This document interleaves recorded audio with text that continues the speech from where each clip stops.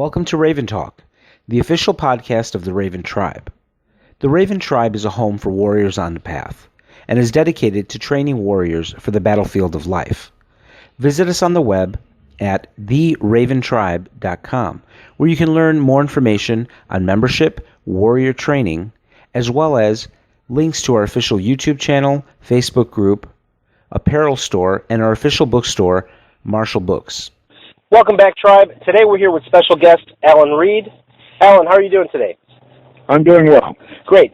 Alan, so I'm very pleased to have you on the show. You've been a very long-time supporter of the Raven Tribe, the various incarnations since I've met you, and it's been great having you as a friend for all these years.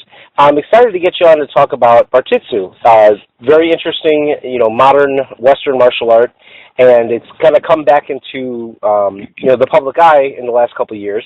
So I was hoping to get some information about bartitsu, and before we do that, I'd like to ask you to kind of introduce yourself to the audience, let us know a little bit about how you got involved in martial arts, and specifically how you got involved in the study of bartitsu. Sure. My background is mostly in law enforcement. I was 25 years in federal law enforcement and 6 years in a uniformed police officer before that. So I really started heavily studying unarmed martial arts when I became a police officer, and studied jiu-jitsu, para-combatives jiu-jitsu at Northwestern University, and ultimately reached black belt and higher ranks in that system. I got involved with bartitsu probably about 12 or 15 years ago when I heard about it from a friend of mine at a martial arts seminar that I was teaching at. So, Alan, tell us a little bit about what this martial art is. Give me a little bit of context as to what bartitsu is. Maybe it might be a good place to start with the person that developed it. Well, bartitsu was developed by Edward Barton Wright, who was an Englishman who lived at the end of the 19th century. He had studied a number of martial arts throughout Europe as he traveled for his profession, and he spent 3 years in Japan at the end of the 19th century, where he discovered jiu-jitsu and studied it, and decided that he should bring it back to England. And when he did, he didn't rename it bartitsu. He added things to it. He added the use of the cane and pugilism to make it a sort of what we now like to call a mixed martial art, and renamed it bartitsu, especially calling it for the club he formed at the time to have people come and learn it. Now, Alan, let me ask you, if you know what his background was in jiu-jitsu. Do we know what system of jiu-jitsu he studied, how advanced of a student he was in the system? We don't. Well, he was only in Japan for 3 years. We know he studied while he was in Kobe, which is where he was working. He also studied a little bit with Jigoro Kano, who was the founder of judo, but we have no information that he ever received any ranking in it. Of course, ranking was not something the Japanese had a big thing for at the time. So he just sort of studied. We know he studied in Japan, both by his writings and because he had photographs that he used for some articles after he got back to England, showing him actually learning techniques. And the other elements of the system, the pugilism that he added, was it, English pugilism? Was he working with Savate from France? What kind of influence did he have from the European unarmed arts? The pugilism, we don't have a lot of information about exactly what he taught for pugilism, but we presume it was based on English pugilism of the time. And then he also said that he added in some Savate, which was the French kicking art. Again, he said it was different from what was being used at the time.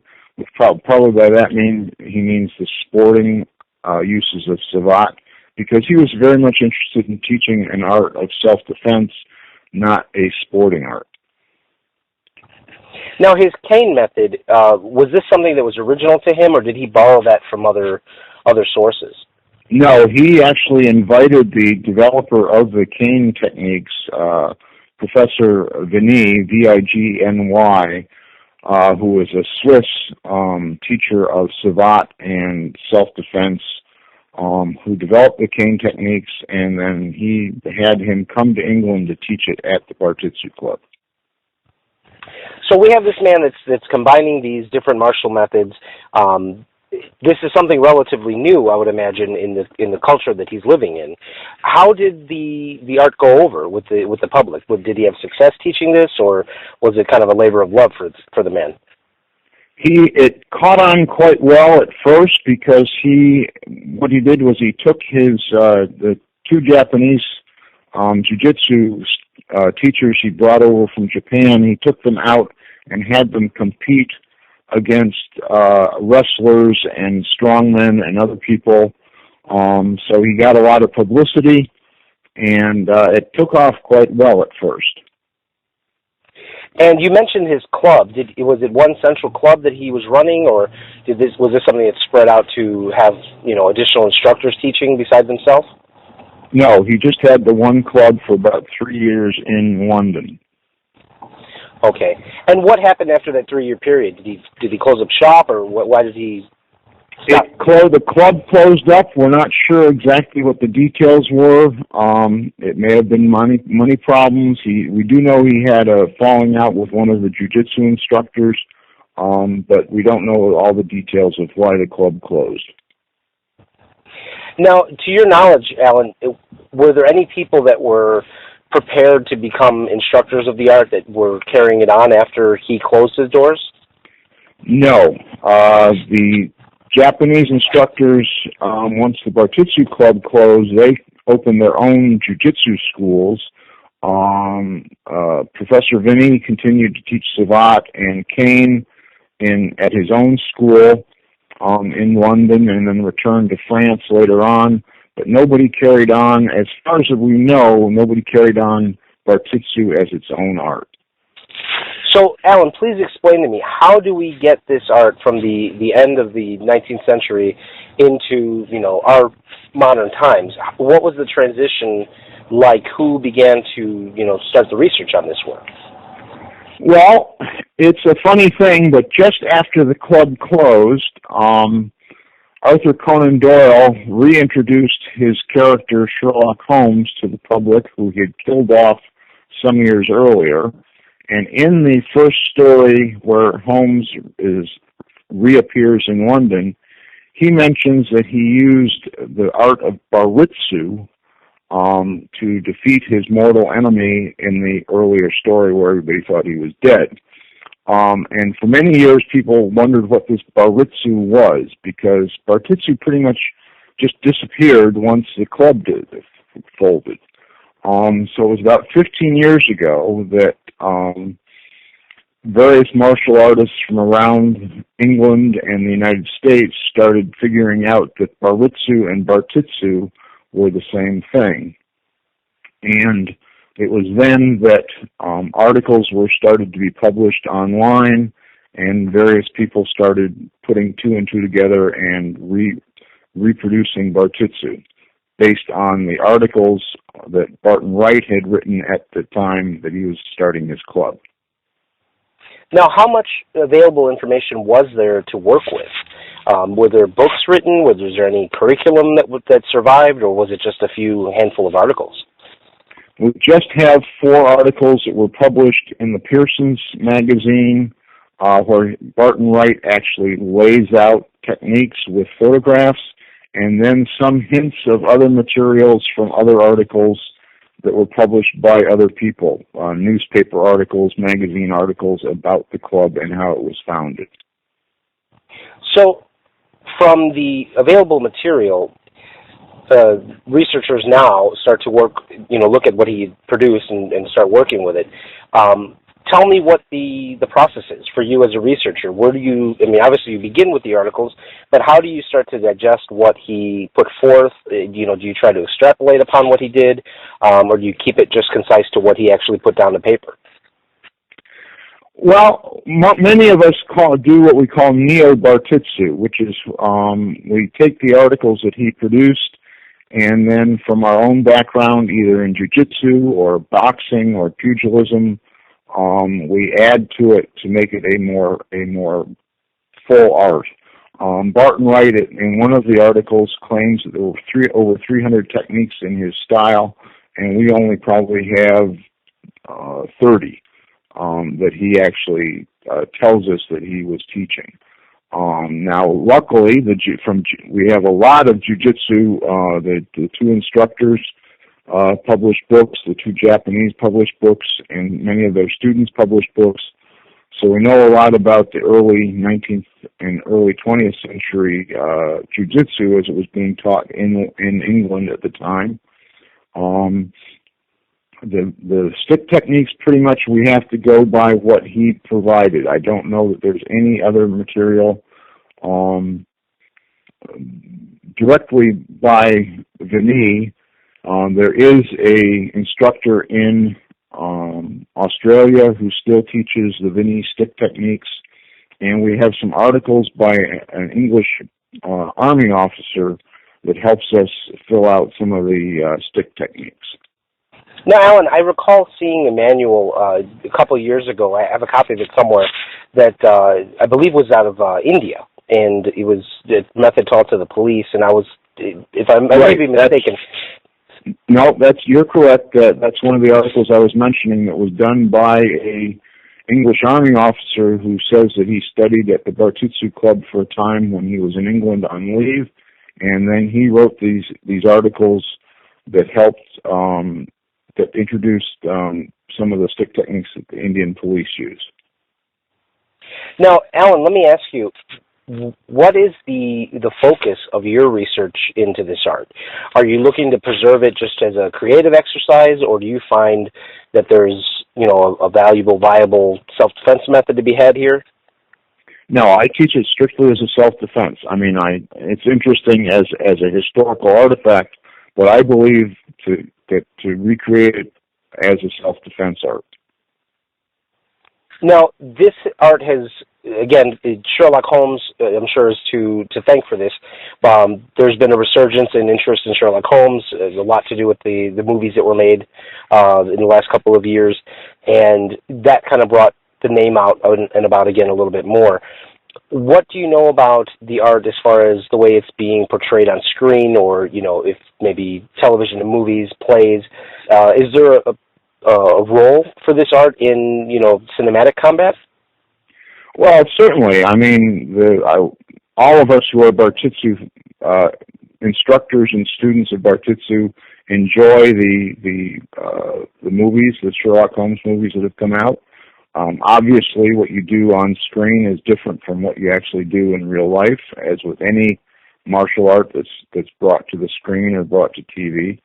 But it's a fun art. It involves a lot of throwing, a lot of flashy. If you can build it into a very flashy looking art, as we've seen when it was portrayed in the Sherlock Holmes movies. Now, can you tell me a little bit about the art, just kind of from a structural point of view? Mechanically, what kind of techniques are we looking at? What type of approach or game plan to self-defense did Barton Wright advocate? Well, Barton Wright said that there were basically three distances that you have to fight from.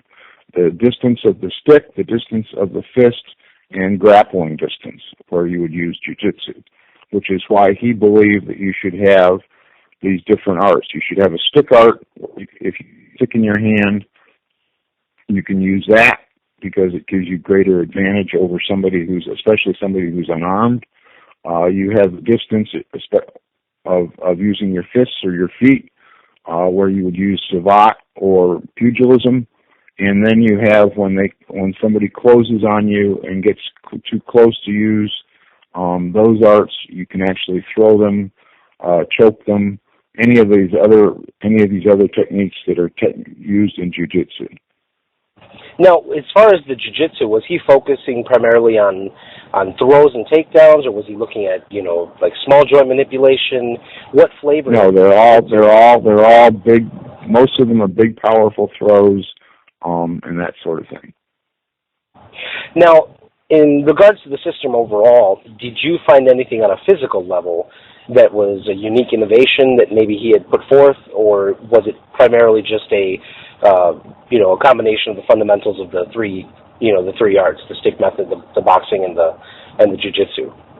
Well, the stick art is different from most of the arts that were taught at the time because the idea is to use a high guard that does not have the stick out in front of you, and that way the stick is harder to grab, and you're also keeping your hands away from being able to strike at your hands. And then he and Vinny probably worked together to start putting some throws and other techniques in. Now, whether Vinny had this idea ahead of time or it was when he met Barton Wright and was introduced to jiu-jitsu, we just don't know. Now, let me ask you, because I know you have a background in Western martial arts in general, the stick method, is it something that's similar to sword play? Was it based on fencing maneuvers, or was it an impact weapon system? Well, it probably has some basis in fencing of the time, saber fencing of the time, but Vinny was very careful to say, as I mentioned before, that he wanted an art that did not involve having the stick out in front of you. Most of the previous self-defense using a cane or a walking stick that we know of from the time period involved basically using a saber guard that was with the stick held out in front of you. And he specifically said that's why he had these high guards that were avoided that kind of problem. Now, this stick art was something that was definitely different than Lacan that was taught in France at the time. Yes. Okay. Now, what can you tell me, Alan, about the functionality of the art? I mean, I'm sure that you've gotten in there and tried to, pressure test some of this material the way it was presented by the instructor. What are your thoughts on it? Is it something that's serviceable now for us to still use today? I believe it's very serviceable. I spent over 30 years learning and teaching Japanese jiu-jitsu, and this is just Japanese jiu-jitsu on a more basic level. And we don't tend to carry walking sticks and canes anymore. At the time, it was every gentleman carried a walking stick or a cane, but it is an advantage. A cane can be carried anywhere.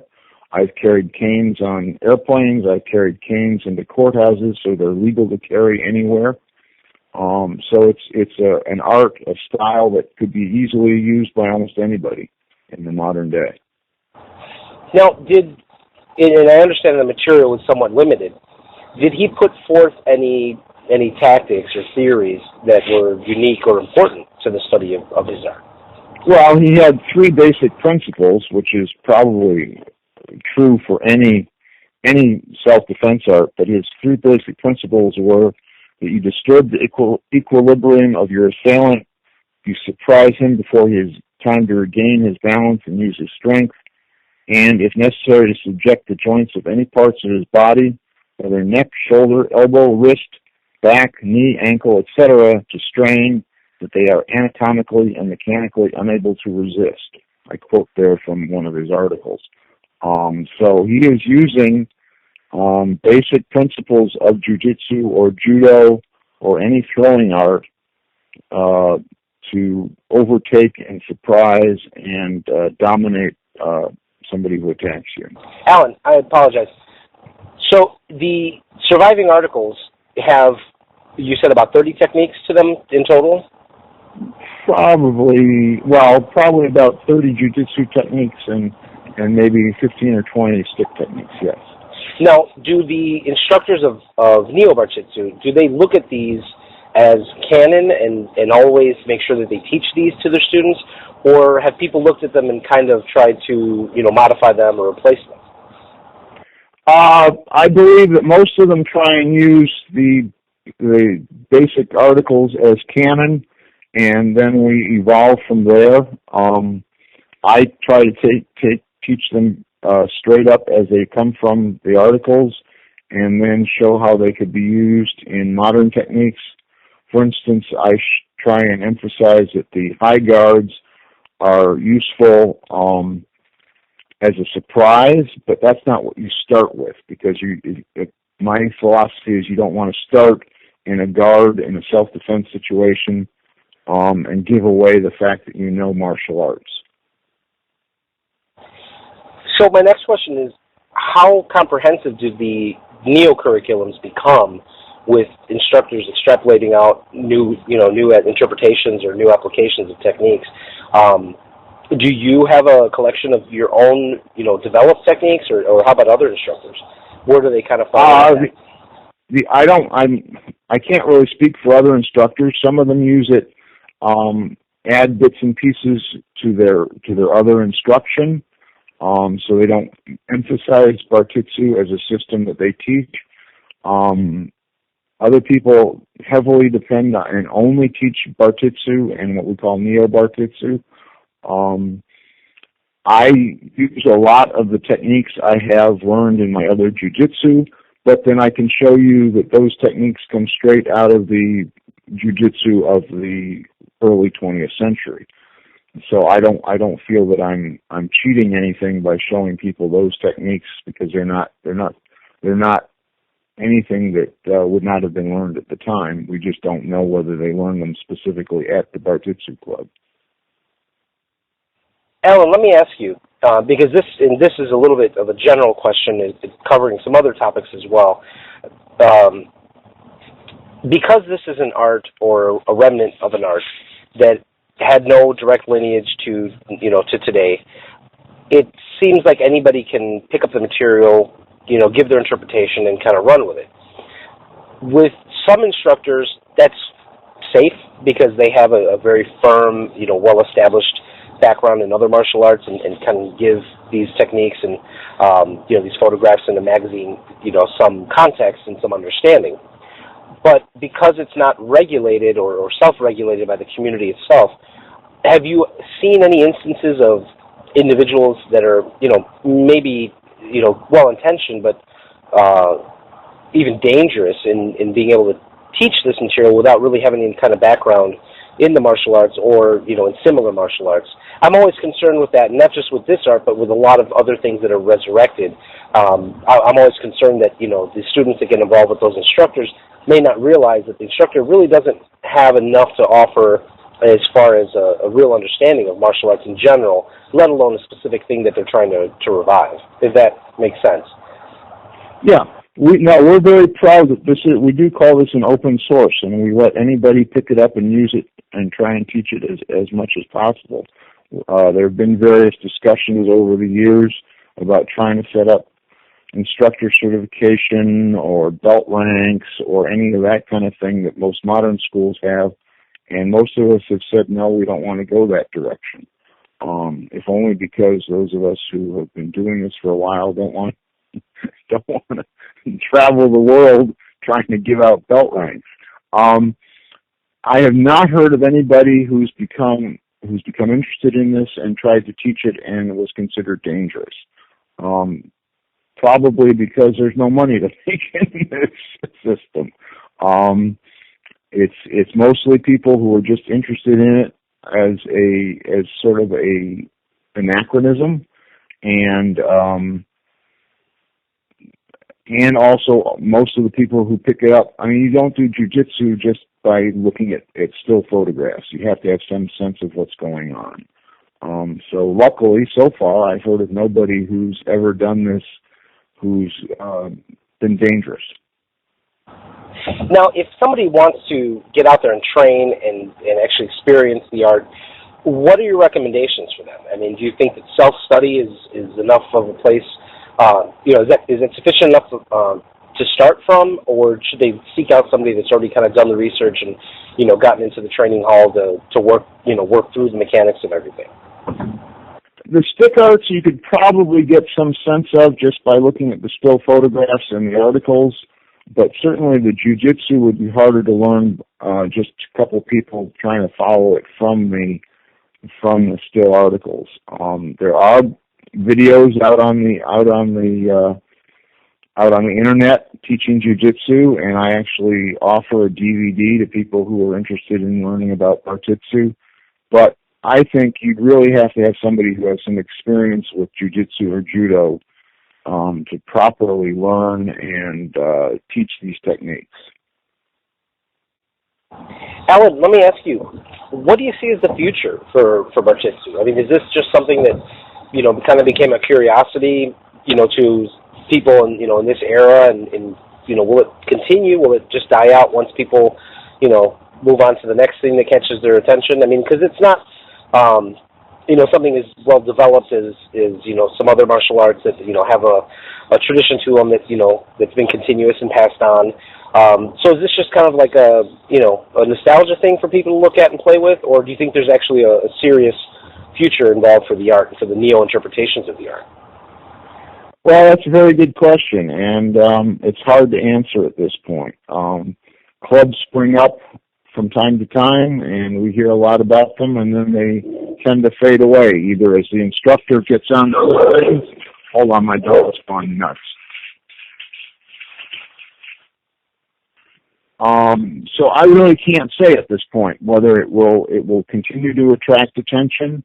A lot of people in the steampunk sort of pick it up and then like to talk about how they're Bartitsu students, but really don't know much about it. Again, because there's not rankings and instructor rankings and that sort of thing, it probably will just remain sort of a niche market for people who are interested in old-time things and Sherlock Holmes and that sort of thing. Now, Alan, as somebody that was at the forefront of the HEMA community when the research began to really become serious and accessible, the HEMA community was kind of in a similar situation early on to what Bartitsu is in now. Would you say that's a fair statement? Yeah, I think that's a fair statement. So can you just kind of give me some insight maybe into the overall HEMA community and how things, because I think today HEMA is a lot more organized. There's a lot more in place to help people navigate training, and finding good qualified instructors. So what needs to happen, drawing from your experience as a HEMA instructor, what needs to happen for Bartitsu to establish itself and to really grow in that direction? Well, I think you'd really have to have somebody who wants to dedicate their life to teaching it. Part of the problem is that we don't have a full curriculum, whereas in so many of the other HEMA-oriented arts, we do have a full curriculum or something that can be close to being a full curriculum. But with Bartitsu, it's harder to do that. And let me ask you, if anybody were to do it, who are the people in the field that have picked up, the material, that are passionate about it, that are, teaching on a consistent basis and, creating new students in the art? Well, Tony Wolf is certainly one of them. He's the one that edited the two books on the subject that we have currently. I don't know if he's currently offering classes, but he's certainly probably the premier instructor in Bartitsu that I would suggest to anybody who wants to study it. There is a fellow in Germany, Stefan Dieck, who teaches it on a regular basis. He also teaches German medieval martial arts, so he has a regular school. There is a fellow currently teaching Bartitsu in Michigan, in the Lansing area. And there are some instructors on the West Coast. I don't know if they have a regular teaching school, but Tom Badillo teaches out in California. What I would suggest for anybody who's interested in learning more about Bartitsu, and there's other folks I should mention, there are folks in England that teach Bartitsu on a regular basis. But for people who are interested in finding out more about it, there are Facebook groups. There's also a Yahoo group. So if people are interested in finding out more about it and finding out instructors, and there's obviously a website. I should mention that there's a website that lists clubs and instructors. So there are places that people can reach out to find instructors and find places to learn. Now, Alan, let me ask you this, because the art started out as something that borrowed from different sources, and I wanted to ask, do the instructors now borrow from different instructors? And what I mean by that is, do the instructors, and again, maybe you can't speak for everybody, but if you've seen trends, I'd like to know, do the instructors seek out jiu-jitsu instructors to help them understand the jiu-jitsu aspect? You mentioned the gentleman in Australia that teaches the Vinay cane method. Do they reach out to cane instructors to get a better perspective? Have you seen people kind of try to break it down in that manner to seek out a little bit more insight into each aspect of the art? Or yes. Yes. Okay. Excellent. And I know a number of people who have. Craig Gemini, who's the instructor in Australia, has some DVDs out on the cane techniques. I have purchased those. I know other people who have done that.